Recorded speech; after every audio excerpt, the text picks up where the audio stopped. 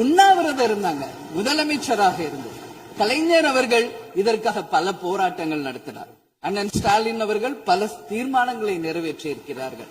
அது மட்டும் இல்லை, இதுவரைக்கும் முதல்வராக இருந்த அத்தனை பேருமே இதற்காக நாம பேசியிருக்கிறோம், போராடுகிறோம், சட்ட ரீதியாக நாம் அதற்கான தீர்வுகளை காண்கிறோம். அது மட்டும் இல்லை, காவிரி மேலாண்மை ஆணையம் ஒரு தீர்ப்பு சொல்றாங்க, உச்ச நீதிமன்றம் ஒரு தீர்ப்பு சொல்றாங்க. எதுவும் பேசியும் இதுவரைக்கும் தீர்வு இல்லை. இப்பொழுது முதல்வராக பதவியேற்றிருக்கும் சிவக்குமார் அவர்கள் சொல்றாரு, நாங்க பேச தயாராக இருக்கிறோம் என்று. நமது முதல்வரும் சிவக்குமார் அவர்களும், நான் என்ன சொல்றேன், இது எல்லாரும் மக்களுடைய, இப்போ இந்த அவை இது முக்கியமான சட்டமன்றம். இங்க வந்தவொன்னு எல்லாருக்கும் என்ன கொடுக்கறாங்க? தண்ணி தான் கொடுக்கறாங்க. அப்போ ஒவ்வொரு மனிதருக்கும் தண்ணி தான் முக்கியம். இன்னைக்கு காவேரி தாயின்னு தான் நம்ம சொல்றோம்.